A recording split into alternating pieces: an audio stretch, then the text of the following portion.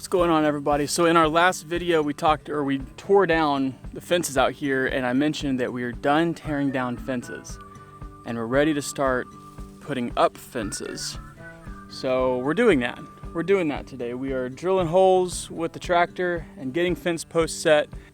So today we set this H brace right here, and I decided that I was going to weld on the third post for the corner after I got it set.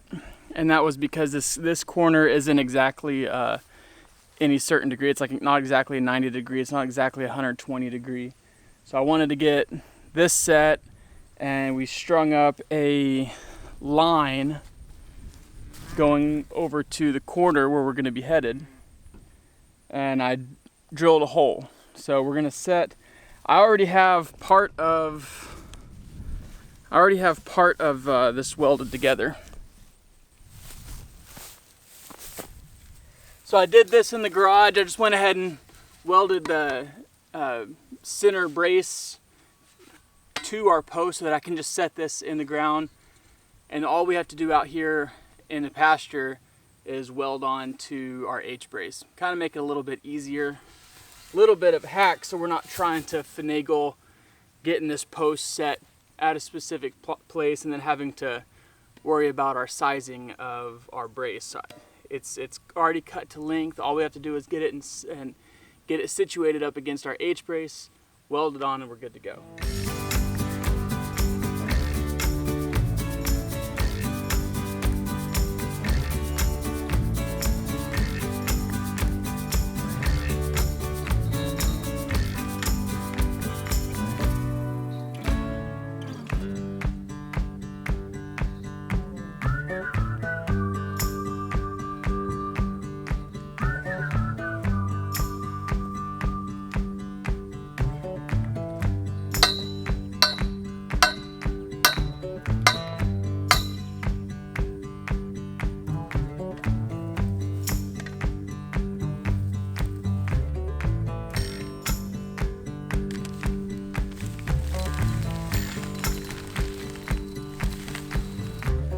Dumping a little bit of concrete in there, and I'm going to pack this down just so that our post will remain level. But we're not putting water down here with the concrete that we just put in. We're going to let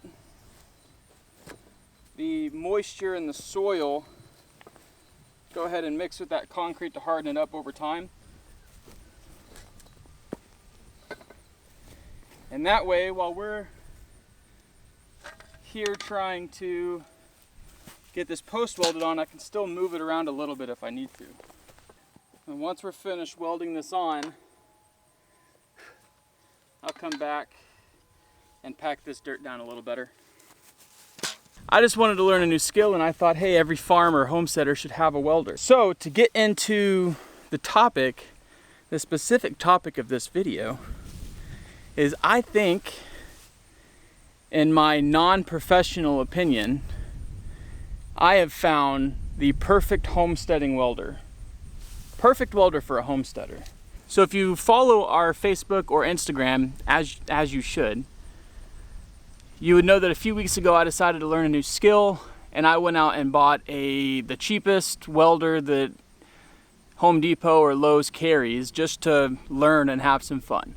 I did a lot of research beforehand, so yes, it was the cheapest welder, but it also seemed like it was the most versatile welder for someone on a budget, on a homestead, who's not really welding professionally, but making some repairs around the house.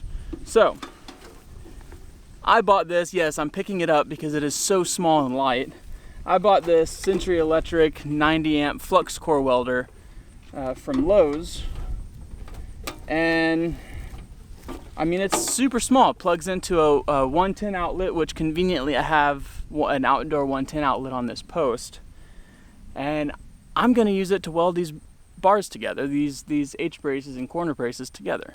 Now, I've already done a lot of them. Obviously, they're already out here. So I know it works. And that's why I'm making this video calling this the perfect homesteading welder. Because this thing is meant for small jobs, like, you know, it's not rated to weld any type of metal thicker than 1/8 of an inch. This pipe is thicker than that, so it does take a couple more passes, a little bit more time, but it works, it's doable. It's not the prettiest thing ever, definitely not. And plus, I'm a beginner. I don't know what I'm doing. I'm just, you know, learning as I'm going. So it's not pretty, but it works. It's pasture fence. It doesn't need to be pretty. The cows don't really care what it looks like. So I'm gonna get this thing set up, and we're gonna weld this brace together.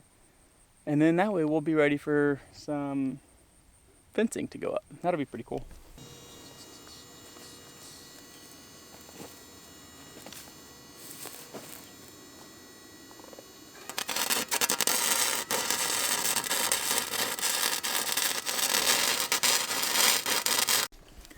I like whenever I'm filming a video and what I believe to be pretty good content, I get through a whole bit like welding all of my corner braces together and talking to you guys and having a great time. And I noticed that my screen was black because my camera died. And I mean, at this point, I don't know what point it died at. So I don't know how much of that welding job you guys got to see. But if you're a homesteader and you don't already have a welder, obviously, and maybe you know how to weld, but you don't want to spend the money for $1,000 welder, or you've never welded and you just want to learn how, like me. I've never actually welded before until I bought that, and now I have corner braces and we're building fence. So it's not a hard skill to learn. It's not hard to pick up. It doesn't have, like, your welds don't have to be perfect. The cows don't care what they look like. They're not going to complain as long as it's held up and it's, you know, it's not going to break, which really you get any amount of weld on there and it really shouldn't break. It's not like you're jumping up and down on it. But if you're looking for just maybe a hobby, something to help out around the homestead, you want to be able to, you know, put metal together and whatnot. That thing, I picked it up from Lowe's for the helmet, the gloves, everything I needed to start welding for $252. Now that was after a military discount and an ag exemption, but I mean, you could get it close to that. So under $300, you can pick that up, and I think it's a vital tool to have on a homestead, especially if you want to get away from the wood posts that are going to rot over time. For the same price, you know, the wood, those 4-inch, 8-foot wood post right now, because wood's expensive, costs like $9 to $10 per post, and you need at least 3 of them to build a H-brace, or just to build one H-brace, and then you would need 4 of them to build a corner brace. Well, I got this pipe for $25. It's 32 foot long, and I was able, you know, and you cut it down. So one joint, so one stick of steel of drill pipe that's 32 foot long costs $25 and makes a corner brace. So instead of paying $40 per corner brace with wood posts, I spent $25, and it's gonna last a lot longer than the wood would. Anyways, guys, it's I got started on putting some of these fence posts in. I got a long ways to go. We are enclosing this area right here, which is gonna essentially be our front yard, our backyard. Our house faces this way, but we use the other side of the house, like our driveway's on the other side. Whatever, technicalities, right? Bailey calls it the technical front yard because it is the front of the house. But we're closing this area in from our pasture, and you know, we have our aerobic septic system right here, so we can't really do a whole lot out here, but up near there, up near the house, and then up in the trees and stuff, it's going to be like, you know, kid play area as the girls get older. And we'll have a nice perimeter fencing for the cows or whatever animals are running out here. I'm going to get to driving some T-posts. I have a lot A lot of T-posts to drive. Hey, thanks for hanging out with us, guys. I'm really appreciative of all of the new subscribers and growth that we've had lately.